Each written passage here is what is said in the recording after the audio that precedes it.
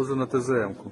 Надувной макет. А там что, две, что ли? Да. Да. Две, с 4 2 осталось. Ну, я кому-то запустил. Позавчера в этом районе вертолет у нас здесь. Какое-то имущество на месте. Сколько летит? 12 Где-то минуту, потом Это надо было полдня проспать. Байрактар.